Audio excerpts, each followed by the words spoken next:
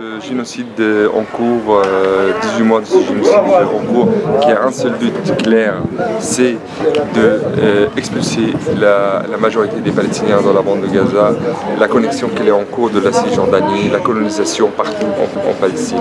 C'est vraiment fait et ils sont en train de travailler sur la question de la Grande Israël, élargir les frontières. C'est ce qui se traduit politiquement, ce qui se passe aujourd'hui en Syrie, ce qui se passe aujourd'hui en Liban. Et c'est accompagné aussi par toutes les déclarations des ministres israéliens sur la question.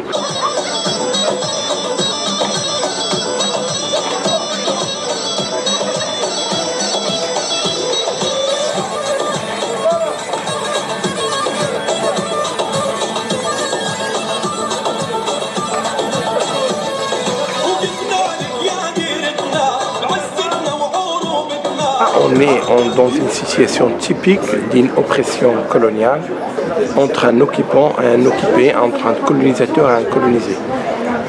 En l'occurrence, l'occupation et le colonialisme israélien.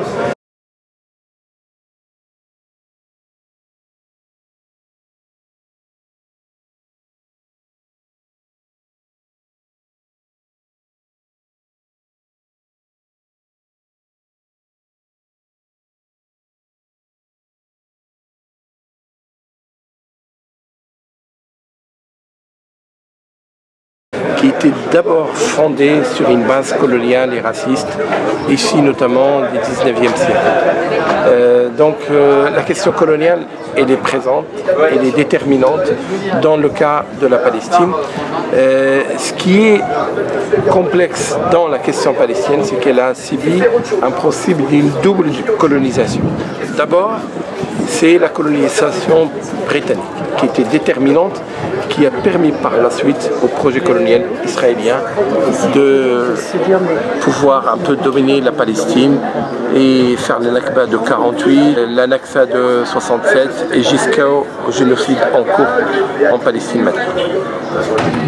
Des Français, des organes qui partagent plus ou moins la même vision de combat. Ligne de crête, c'est un collectif qui a été créé en 2016 et l'idée c'était d'assumer à la fois une ligne très claire contre l'antisémitisme mais aussi contre l'islamophobie en sachant que ça poserait d'énormes contradictions mais en essayant sur ces deux points d'être à la fois vigilant, radical et puis de creuser un peu certaines analyses.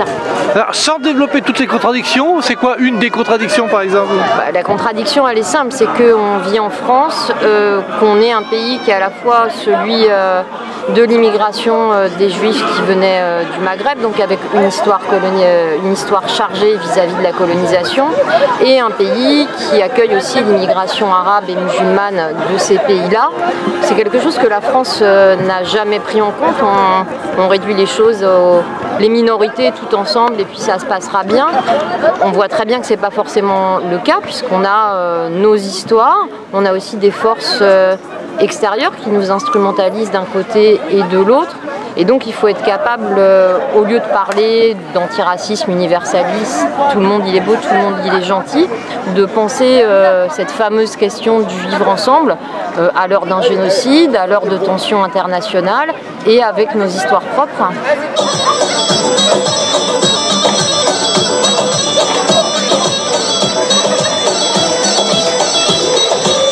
Comment expliquez-vous qu'en France, justement, cette question coloniale appliquée au conflit israélo-palestinien est évacuée?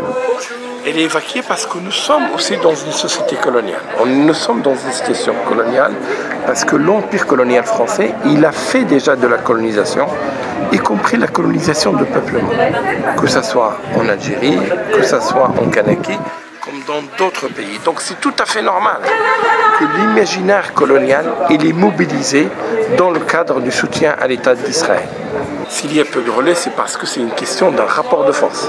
Il va de soi que les médias dominants sont tenus d'une manière générale par un pouvoir qui a un intérêt objectif à la poursuite de la colonisation, aussi bien les rapports coloniaux de race ici en France que le rapport de domination coloniale qui se trouve dans le cadre des pays du Sud et les pays du tiers-monde. Donc il y a un intérêt. En fait, une société, quelle qu'elle soit, elle est soumise à des contradictions. elle est soumise aussi à des oppositions. Et c'est tout à fait normal qu'il y ait des gens qui ont un intérêt objectif à l'impérialité, au colonialisme, et qu'il y ait des populations qui ont un intérêt à défaire l'impérialité et le colonialisme. Et nous nous trouvons ici en France dans cette situation. Par exemple, les populations ici, l'immigration postcoloniale, ils voient en la lutte de libération palestinienne un miroir aussi de la lutte de leurs parents pour se libérer des joug colonial. On doit profiter de un peu de la liberté qu'on a pour pouvoir servir à notre peuple, à son combat. C'est dans ce cadre-là qu'on a au tout début fait la boussole Palestine. Déjà annulé l'accord européen avec Israël et tout de suite passer un embargo militaire, un embargo économique doit être imposé sur l'état de l'occupation. Il faut isoler l'état de l'occupation. Moi je pense qu'aujourd'hui c'est ça la solution.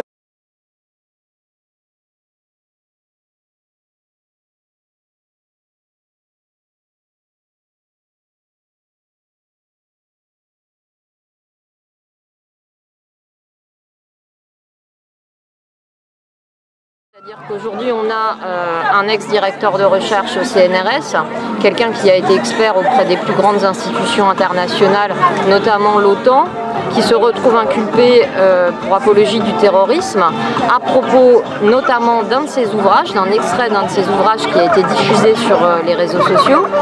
Cet ouvrage, il a été écrit en 2006. Il parle effectivement de l'histoire du Hamas. En l'occurrence, il parle d'une victoire électorale lors d'un processus électoral qui avait été organisé par l'Union européenne. Et le simple fait de rappeler ce moment de l'histoire du Hamas l'a exposé de la part des organisations pro-génocide en Palestine à une plainte qui a été immédiatement suivie des faits par le procureur et donc par l'État. Et aujourd'hui, on se retrouve en France avec un chercheur qui est devant un tribunal pour avoir exprimé des opinions, pour avoir fait un travail de recherche. Donc je crois que ça en dit long sur la séquence historique que nous sommes en train de vivre, puisqu'on n'en est plus seulement à des musulmans qui sont criminalisés et qui n'ont plus le droit ni de débattre, ni d'exprimer leurs opinions, mais également par un cas qui est emblématique de la pression qui règne sur le monde académique.